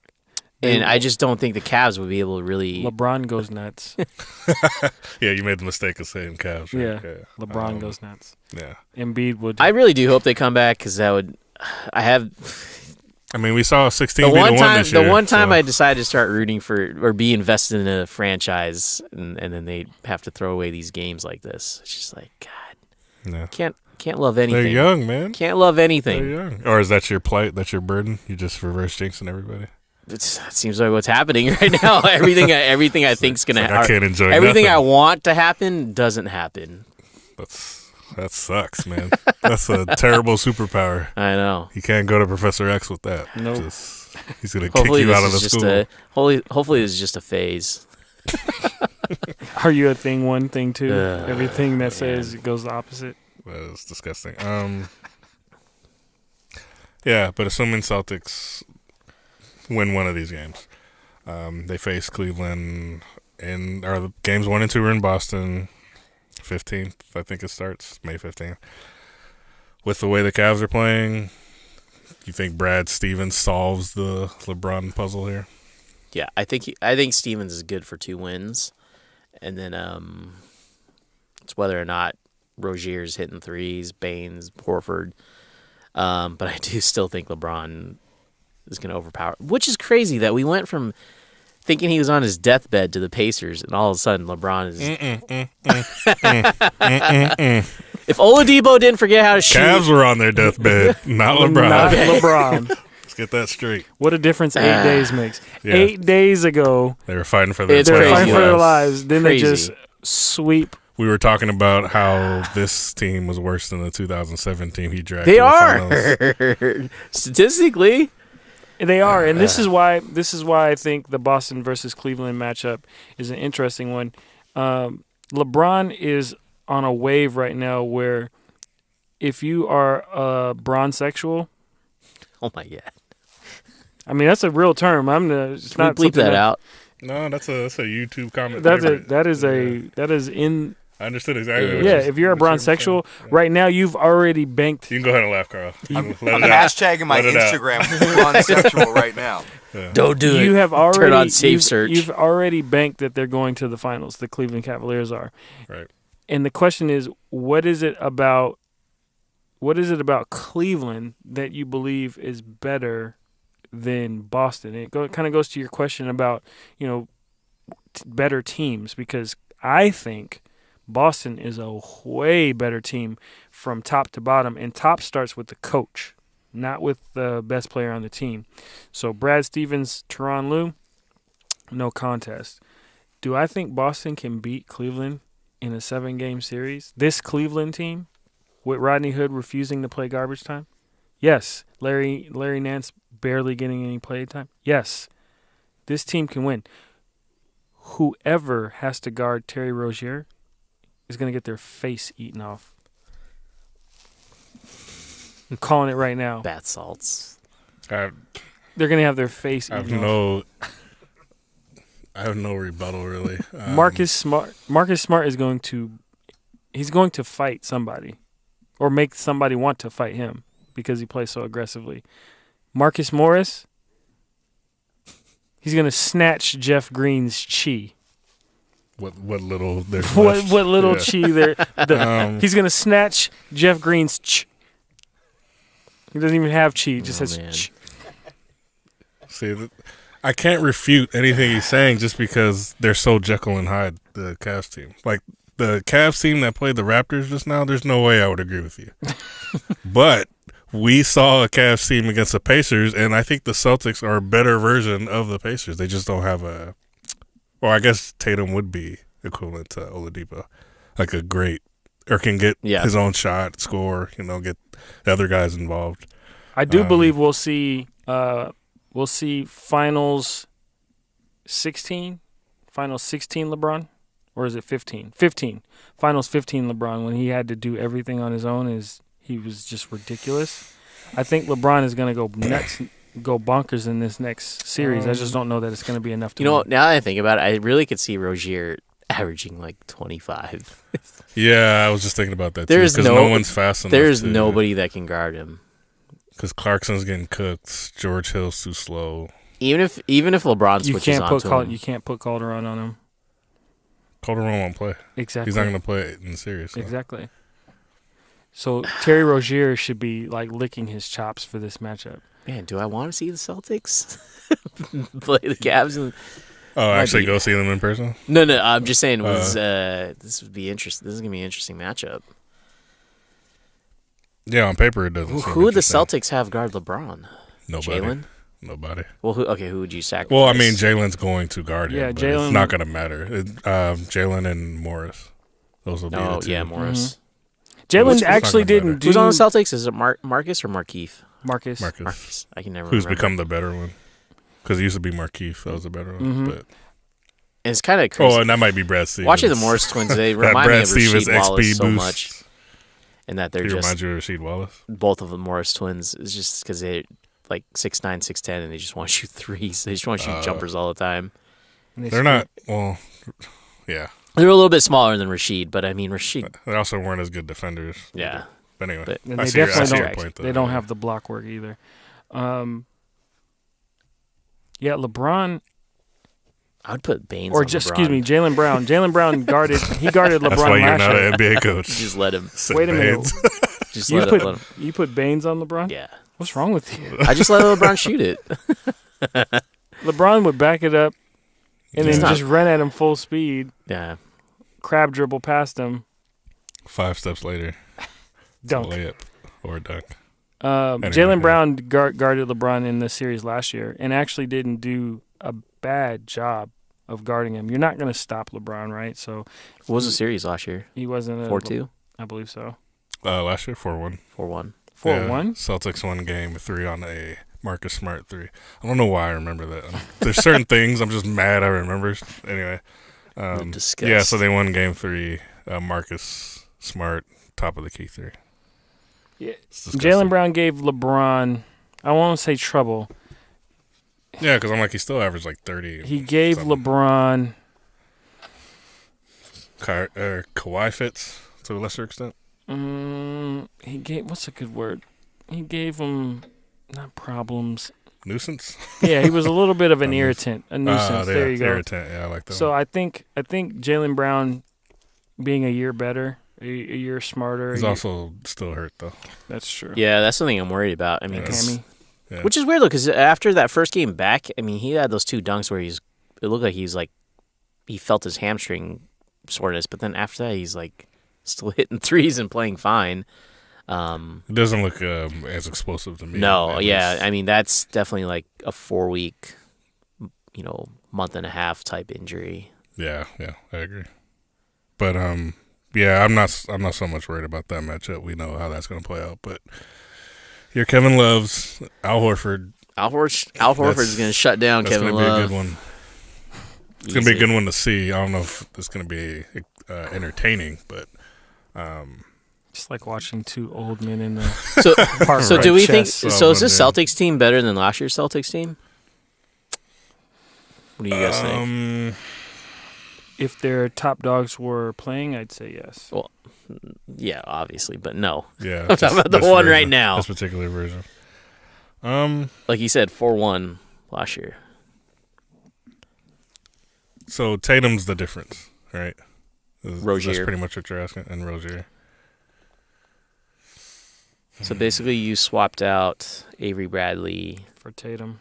for Rozier, Rozier. and then IT for Tatum. and then Olynyk. Well, IT for Rozier, and then I guess well, yeah. Jay Crowder, Olynyk for Tatum. Sort of. Baines for Olynyk. For Amir Johnson. That was so ugly. Yeah. Because my version of That's a last hard year's is that they were IT dominant. So I think this team's Absolutely. better. Yeah. But they were really good last year. I mean, we can't discount that, even though they lost 4-1. Yeah, that Cavs team was Weren't epic. they the number 1 seed? Boston, yeah. So LeBron. I think we've realized the seeding doesn't matter. No. and then No, LeBron it's- and LeBron East. But yeah. yeah, they were number 1 seed. They lost the game by 50. I forgot Boston. Don't remember. Or it was close to it, like in that range. Like they had a 50-point lead at one point. 130 to 86. Yeah. Like that's not good. So I'm going to say this year's team is better. This version, at least, is better than last Oh, year. jeez. They lost 135 to 102 in Game 5. Yeah, see. Yikes. That team was... Because when did IT go out? Was that game 3? I'm not sure. See, not in that one. Anyway. Shut him down. Jeez, they actually Celtics got their ass kicked last year. They lost But game 1 by 13. They had Kyrie. The, that's the matchups were not in their favor. Yeah, at all. Kevin Love was pretty good too. I don't know. It's hard because LeBron's on the other side of the equation. I'm just like, damn it. At some point, I want to bet against this man, but it's just not. It's not healthy yesterday. to do it now. Yeah, I said this yesterday. I'm not the betting man to bet again. I'm not betting the house against LeBron. I'm not. Yeah. If I had to make a bet, and I'm not making Not in the Eastern Conference anyway. In the finals, I'm absolutely betting against LeBron. Right. No, I'm talking about in the conference finals. I'm not betting against LeBron. But if I absolutely had to make a bet because I know that the odds would be in my favor, I'd place a bet for LeBron. $100 bet that LeBron can make it to the finals because the odds are against him and he's an underdog. If I'm going to make a bet, I at least want to. Does it suck that him going to the finals taints his legacy, I guess? Does it? 3-6 finals record. That's what people are gonna. So he's gone to the finals. If he makes it to the finals this year, this is 8 straight seasons. That's it's ridiculous. Crazy. So is like a participation trophy worse than just not even getting there? Seems like it. If you Which listen to the talking which to heads of me the actually world. seems no. I mean, Because they're getting like, there is this is a they're like achievement. he's 3-5. He's 3-5. He can't be better than MJ and Kareem and whoever else they name. That's what they cite. They cite that and 2011. Well, we could save this for like the finals. summer, but I don't see if Jordan was playing in this era that he would have won three-peated that many times. Because I think teams like we would have just seen now, like teams would have just teamed up against him. Superstars would have teamed up against him. I mean, Jordan's not beating the Big Four Warriors. I don't think. What that's am I gonna supposed to happen. say? No, I'm just saying It's like we're never gonna see it. So it's I know, like, so I'm just saying like Yes, he is. so that's why I'm just like this should be barbershop. Right, I know. Right. Yeah. Like so I Check up right I don't now. know why people are ready to write off LeBron with the losing record in the finals. I mean, getting there's pretty damn impressive. I mean, he's dominated almost a whole decade, an entire conference. no argument from me, Yeah. but those are the talking Yeah. points that come up when I'm ready people to start move. talking about I'm players. ready to move on from goalpost the being moved legacy. again. Let's move Yeah, on go point. from this legacy stuff. Nah. This stuff will just go on and on forever. LeBron's the GOAT. After that shot, yeah, that's all I saw. Just goat emojis. Yeah, Like, but I know. okay, so that was a little disturbing. here's my but- frustration. I'm not even arguing that he is or is not the GOAT. That's your opinion. But how are you basing a GOAT title on a semifinals? That was my point. It's Game like, winning. why are we He's the GOAT. redefining his legacy after every game? Like, This it doesn't make any sense. Yeah, I don't get it. I don't understand. Nobody Couldn't does. tell you. Nobody does. If that was a but game, we need them clicks. So LeBron versus MJ is gonna be it's the title of the show. Because Right. everyone wants to be like, it's the best grilled cheese ever. Yeah. It's just grilled cheese. That's good. Everyone, So LeBron is the best grilled cheese ever. We're gonna put that out. That's the episode title. Makes no sense whatsoever. But we're gonna get them clicks. But anyway, put go ahead. put Cardi B in the title. Get those and clicks. Teriyaki 69 or whatever. Oh my gosh. Put that in there. Put the Met Gala hashtag Met Gala in the title. Oh man. Yeah, it doesn't make any sense to me that if this was a game 3 in the finals buzzer beater, okay, it's like it has to be a defining moment. I don't find, even though it was an incredible shot, not taking anything away, we just spent 5 minutes talking about the shot against Toronto. Crazy. It's not a defining moment in LeBron's legacy. When you look at all of the stuff that this man has done on the basketball court, I'm not going to pull that one shot out and be like, you know what? This is when I knew LeBron was it. He's already solidified so much. Like, that shot should not be the definition on why he's the GOAT. I 100% agree. Like, there's nothing. I also want to go back and change my Rockets pick to Rockets in 6 because Barkley said Warriors in 5. So Houston's definitely winning. Wow. Because Barkley picked him? Yes. No, he actually has a point. So you're changing yours too? No. No. But it's hard to Mine. agree with things that Charles Barkley says. It's just difficult. Well, I mean, he did have the point about the game one. That's his. He did have that one point. Right. Even He had that one point. the clock is right. The broken clock is right twice a day. All right, Stephen. But go ahead. I don't have anything to say after that. All right, so we are we unanimous thinking Cavs are gonna win? Come out of the East? Yeah. No, I think that Boston's going to win in 6. Boston in 7. Sixers in 7. So, I guess I'm saying the Cavs are losing. I was like, what? Yeah. Again, I don't think the Cavs are good, but LeBron is great. Yeah. So No. I have Cavs in 6 in either. It doesn't matter who the opponent is. Really? You have LeBron. I think- you have LeBron in 6, sir. You don't have the I know. Cavs in 6. So I'll put LeBron's face. Yeah, I just think they are rolling. I think the others, I think the confidence is back with them now. So I think once that's there. But the reason I'm going against it, And 'cause I I've say just seen that for the top matchups. 6. The people they traded for, as far as I'm concerned, they can just sit on the bench and not show their face. Because they've been complete zeros. 37-year-old Kyle Korver is their second best player. Which I don't really mind. Like, he has an elite shooting, or he has an elite Yes. skill. So, that's fine. But and he kind of unlocks things for the other players. Like, George Hill emerging. Like, that's a serious piece for them because they were missing that in the Pacers. JR's hitting. JR didn't miss a shot last game. I don't think you can count on that, though. JR You can't count on it. JR, shout out to JR. He's But- hitting the green. Right. But confidence, those kind of guys and confidence, that means a world of difference. So Kevin Love, if he's going to play like that, that's why I'm saying Cavaliers. Oh, Horford. Cavaliers in 6. Horford's shutting them down, so let's move on. Should be. Oh yeah, if he shut Embiid down, you're right. You might have won. LeBron in 6. Even though Kevin Love's a way better shooter than Embiid at this point. But anyway, I have Cavs in 6, no matter who the LeBron opponent in is. 6. All right. Think that we talked about both conferences. Any topics you guys want to talk about before we get into one of the best segments out there in the country? So great that KG stole it. Oh man, we should have copyrighted, trademarked something. Well, Anyway. they switched it up. Yeah, they switched it up. That's whack anyway. Whatever. It's not gonna happen again. Nope. No, I don't have anything. The conference finals will be settled here pretty shortly. Any quick takes about Fizdale in New York? Nope, not really. Give them time. That's my only take. Mm-hmm. Give them Okay. some time. It all starts with the top, their owner. Plain and simple. Nothing's So it changed. doesn't matter who the coach Doesn't is. matter at all. Doesn't matter if they. Well, I was gonna say, do they have a lottery pick? Is it top?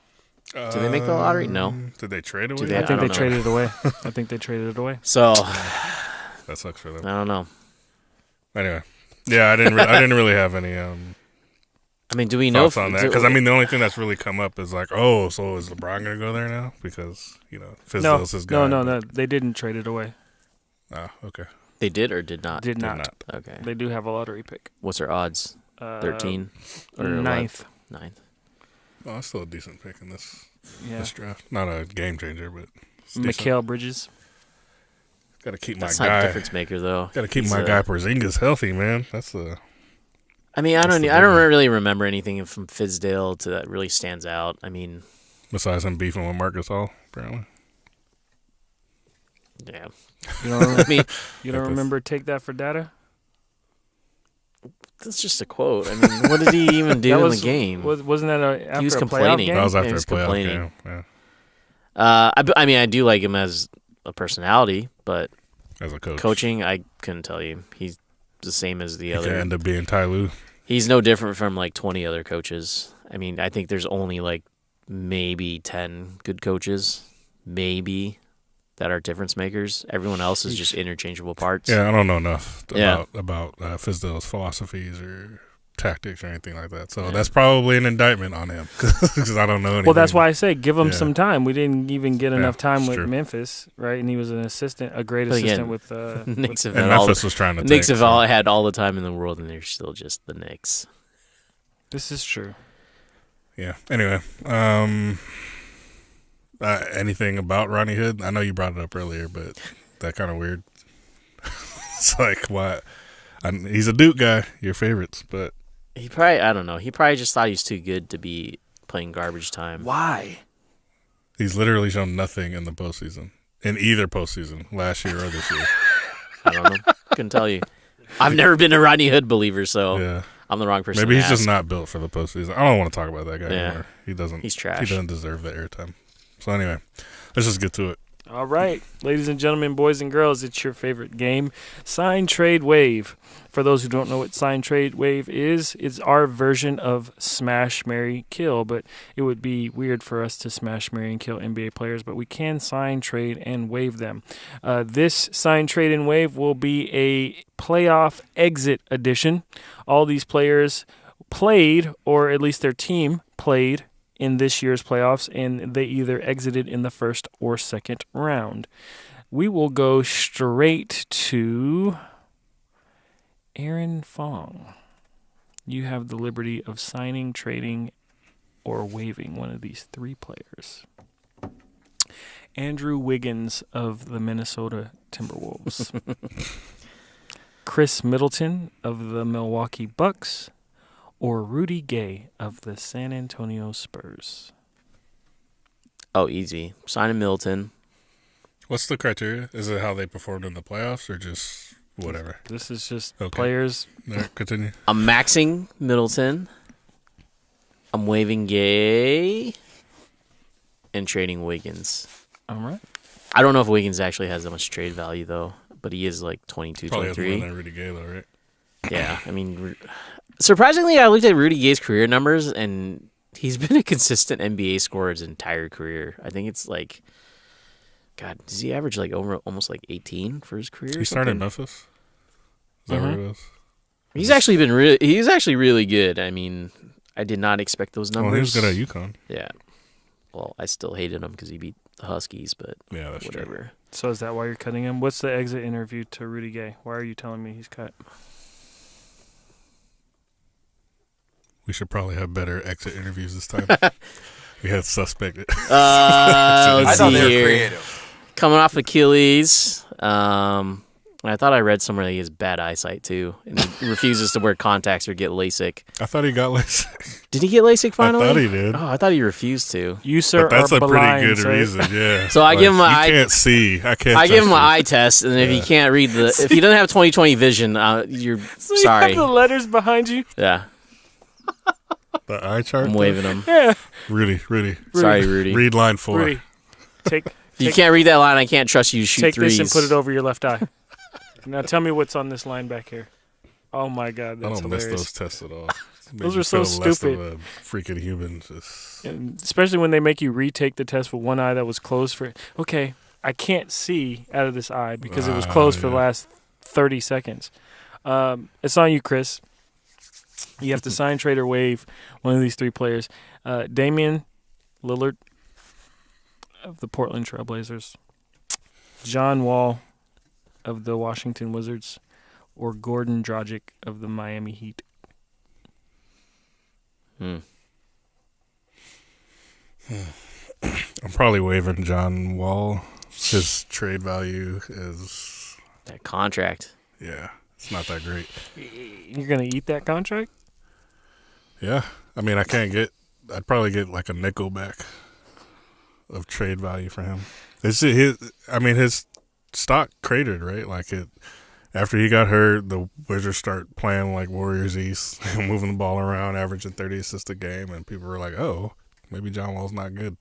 But anyway, so yeah, I'm waving John Wall.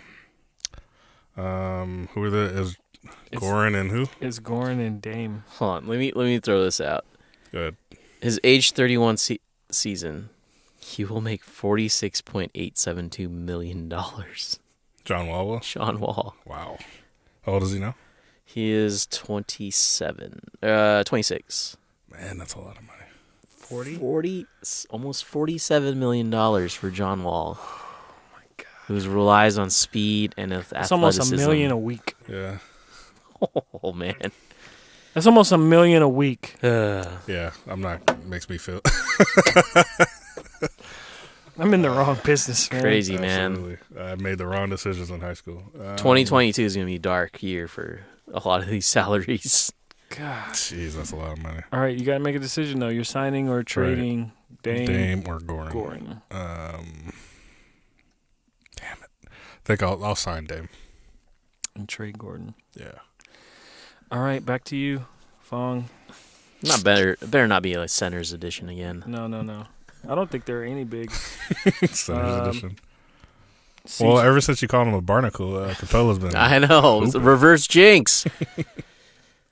Caveat: at the time that we did that, he was the best player in the postseason from those three. Up to that point, yeah. Up to that point, I was actually Define shocked. best. He had the best stats of the He three of was them. playing the best Yeah, basketball. playing the between best those brand three. of basketball, Nah. and kept playing the best brand of basketball, while the other two So those just fiddled Capella, away. Cat, and who's the third one? Joel. And Joel. And Joel was only back for like 2 games, and he maxed him. I trust the process. Clearly. Well, the process is going home tomorrow. So. They will. right. Unfortunately. All right, C.J. McCollum, Bradley Ooh, my Beal, guy. Ooh, my guy. Oh, boy. Victor Oladipo. This is too easy. This is too easy for fun. No, I'm going to surprise you. I'm signing. Beal. Damn, I do want to say. I was going to say Beal. But no, I actually like CJ. I'm signing CJ. Trading Beal and waving I'm signing trading Oladipo and then waiving my guy Beal. Wow. I know. Explain. How does this work? I think CJ's really underrated. I think he's been overshadowed by Lillard. I've actually looked at their numbers, and they're actually very comparable, other than Dame obviously has more assists because he just handles the ball more, and he scores more because he probably averages about 3 or 4 more shots. CJ's the better shooter. Are you comparing him to Dame right now? Yeah.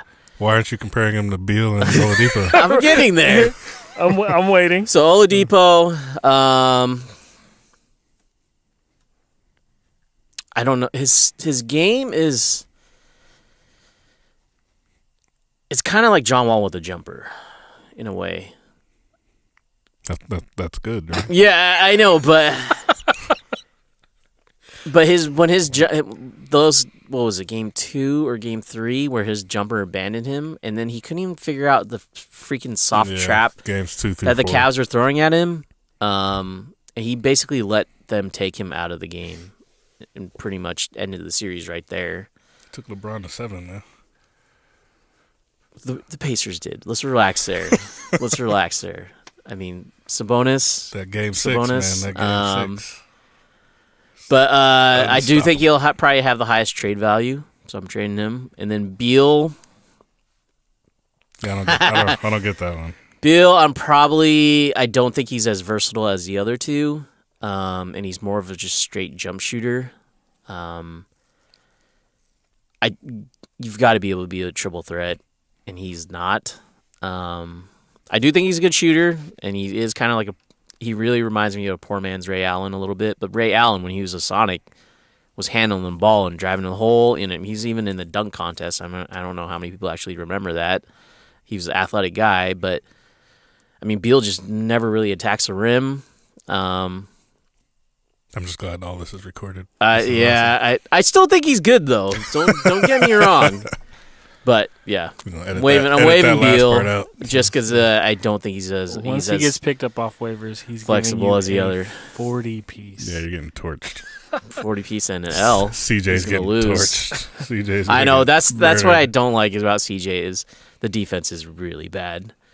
Like, yeah, I think. Well, except for Oladipo, yeah, Beal and CJ have suspect defense. At least see, that's what kind of makes me. Oladipo plays much better defense. I was gonna say that's what. Now I'm kind of having second thoughts, and maybe I should have signed an Oladipo, just because he is a 2-way guy. Nope. They already accepted. Yep. That ink is dry. But I like CJ though. I mean, I'm a big CJ fan. You got to make Oladipo fail the physical on purpose. Otherwise, that trade is done. Plus, sir. he's super corny with his dunk contest stuff too. Who, Oladipo? Yeah, and his singing. No argument. You're not No even argument. singing. Get out of here with that. Maybe I should wave Oladipo. Wait, you're waving him because he can sing? No, because he can't sing. He cannot sing? I can't sing. Oh. He thinks he's good. He's not. Wow. Hey, Vic, that's Fong. not me. We might have to put a poll out there. Yikes. Wow. Man. Back to you, Willis. Shout out to the Mariners, by the way. No hitter. Nice. Anyway, go ahead.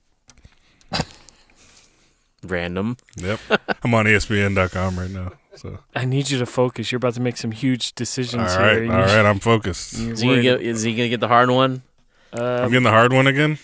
That one sucked, and I looked I know. terrible afterwards because LeBron went on like a great 4-game stretch. That's why you're a CEO. Tough decisions. Tough decisions. Yeah, I don't know.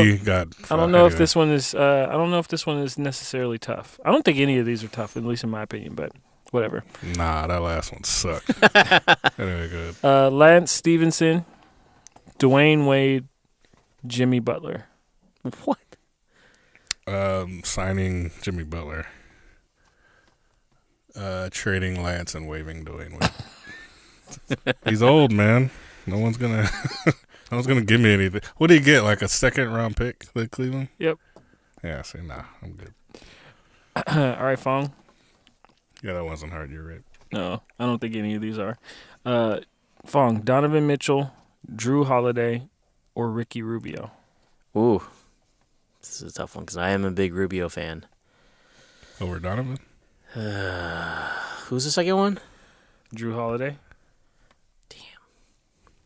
I think the signing one's easy. It's the I'm signing Drew.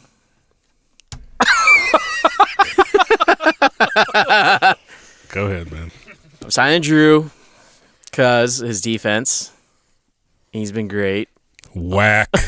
Go ahead. I'm trading Donovan because he's got high value, and then I'm waiving Rubio. I'm a Ben Simmons guy. You're giving Drew Holiday $200 million? He already got it. You can correct the mistakes of the past. Thanos. Come on, man. I'm okay. So clearly, Donovan was their best player, easily. Lost. Yeah, I don't know. This man just signed Drew Holiday over Donovan Mitchell. Yeah, Oh my! you heard Wow. it. You No heard it. hesitation whatsoever. Yeah, it was quick too. He's a better defender. He smiled when he said it. I'm signing Drew. He's a better defender. Donovan has a bum ankle or knee now and a busted toe. He's got a 21-year-old. He shot 6 Said he has for. a bum knee. He had 6. He shot 6 for 20. What was he? 6 for 26 that one game. Can't just had a some of these believe late you're gonna be game- some of standing these next late to game, Drew Holiday you guys are while falling- he's wearing or holding up a jersey. You guys are after falling for signing that a points max. per game, total points. Don't let points cloud your minds. He had 22 points in the third quarter tonight. Yeah, and they lost by like 20 something. Well, he went out of the game. Yeah, don't matter. He wasn't stopping anybody. He got picked by Harden. They were winning. Some of these decision making They were winning, and then he went decisions out. that he makes when he's driving to the hole. He's doing all this as a rookie. You're signing the max. Oh man, this is gonna make great footage. Drew shut down the I might have to Trailblazers. save you by not releasing the footage. This is Drew very shut good. down the Blazers. Oh, he shut down. He did- He he- shut down my max guy. That's right. I actually thought he he shut guarded. down he shut down your max guy. You signed CJ. Yep. Yeah, so Yeah, so they play alongside each other now. Yeah. not my money. But I actually thought he's actually pretty solid against KD. It's just KD's like almost like Yeah, he's 6 inches taller than him, We which is gotta- crazy. Think about that. 6'3" Drew Holiday was guarding KD. It didn't turn out great. I don't know why we keep I don't know. pouting that point. I don't know. Just to the fact People that they keep did that. saying that he put up 38 the last game. KD. Oh. What did he put up tonight? 30. and I it don't know. wasn't a situation where they put Drew on him like, you know what? We think you can stop him. It was, you're the best option that we have right now. Well, really, they should have put him on Clay or Steph. Right, that's what I think. Yeah, but then Solomon... Like, we need to stop saying, he guarded KD. Yeah, he also put up 38 points. Solomon Hill would be guarding KD, and he would have had 68 instead of 38. Well, I think if they went ahead, Drew and Donovan On went head to head, 15 shots. Drew's winning that matchup. Lock him up. Lock him up. Hope you enjoy the lottery. Willis, you have to sign one, trade one, waive one. Joe Ingles, Kyle Lowry, DeMar DeRozan.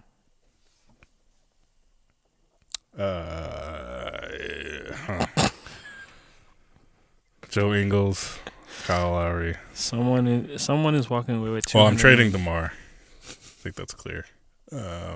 Wait, who is it? Joe Ingles? Joe Ingles, DeMar. Kyle Lowry, and DeMar DeRozan. I'm going to trade DeMar. I think I can get more from him than the other two. You're gonna. This is where it is. I can't max DeMar DeRozan because I've seen what that looks like already. I've seen what that ceiling for that team. So who are you maxing, sir? Because another one of these guys has a pretty good contract already. So I'm waving Kyle Lowry.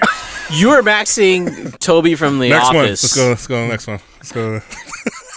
That's the last one, sir. That's the end of sign, trade, waive. That's how you ended it? Yeah, that's how I ended it. With you giving Joe Ingles $200 million. So that's the end of episode 76 Crocodile of Dundee the HoopSmack podcast. Is coming We away are cutting that in post. with a franchise tag. All right. Since you're going to put me on the block, what would you guys do? Joe Ingles, Kyle Lowry, and DeMar DeRozan. Max and DeRozan. See? And you're going to lose. I'm losing with. See? Yeah, at least I'm not losing with Joe Ingles making $200 million. Yeah, but I'm going to trade DeMar and get pieces to build around Ingles. I'd also question my decision making if I have to give one of those three guys. You're actually in a lose situation if this Absolutely. is the sign trade wave that you've been. Maxing Kyle Lowry. Yikes. That's why I put this one together. It's like you lose Why do I no always matter get the what. crap ones? This sucks, man. Well, he got. I need Dante Delgado to be on. He needs to get the crap ones, man. Jeez. He's I just wanna he's a hear- sacrificial lamb. Shout out to our DNPs. I just want to hear Tay talk through the logic, because he's going to have a compelling argument on why. Or not. He's going to have a crazy, deranged argument. But anyway. Yeah, I'm definitely tired of sign trade wave. I never come out looking like a genius or anything. I always look like an asshole. But anyway. Mr. Aaron Fong, shout outs. Shout out to the James Paxton, no hitter. Mariners finally doing something cool for once. Mr. Peterson, shout outs. First and foremost, always, shout out to the followers, the listeners, our fans. We appreciate you. We would not be who we are if you guys did not listen, so we appreciate it. Please share, like, subscribe, follow, comment, all of the above to all of our social media sites and podcasts, past and present. Special shout out, Mother's Day shout out to all the mothers out there, particularly my wife, the mother of my 2.5, I guess, 2 and counting children. How far along are you guys? I lost count. Like 20. They doing August? Doing August. We're like almost there. 24, 25, 26 weeks. Wow. I literally lost count. Doesn't really matter. It's like whenever they show up. I I know. already forgot how old your kid is. Doesn't have an age yet. He's still baking. Yeah, shout out to her. Still baking. That's hilarious. You know, I've been with this new role. I've been working from home, and I can kind of see her in action. And I don't want her job. Like, a stay-at-home mom is not.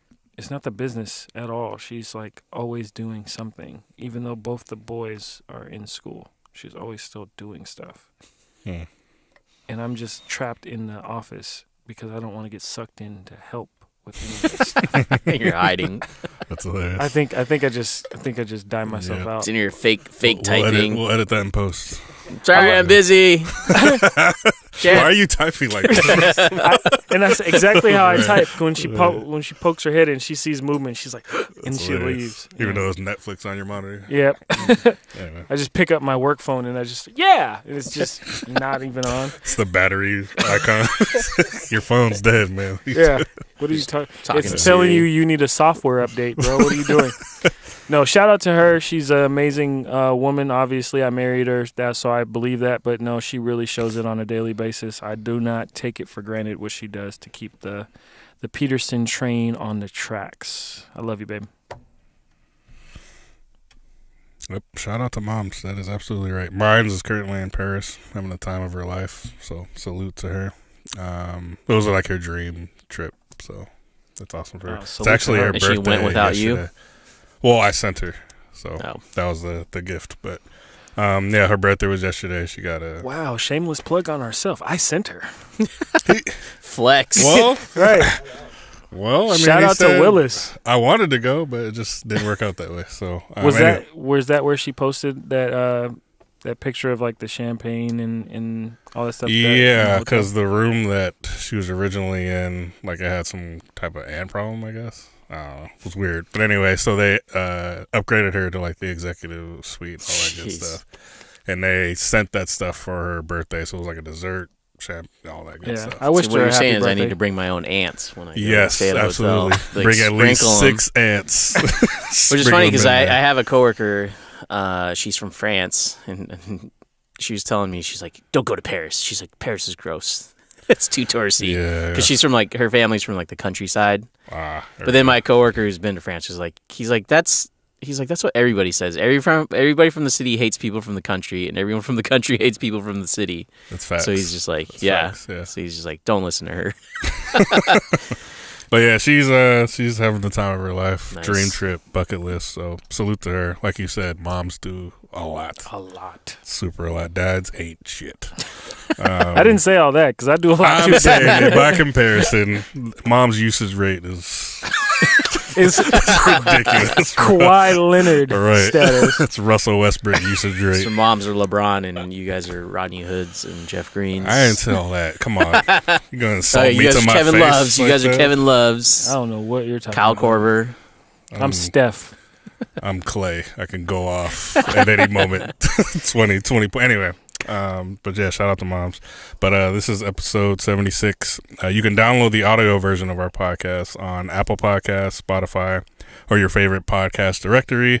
We also have video thanks to Carl, KBAV Productions. I hope I'm saying that right. But yeah, you can find us on YouTube and Facebook video. So definitely check those out. We'll release our segments and our full show. So whenever, when you're following us on Twitter or Instagram or Facebook, definitely smash the like button. But yeah, like I said, this is episode 76. I'm Chris Willis. Peace.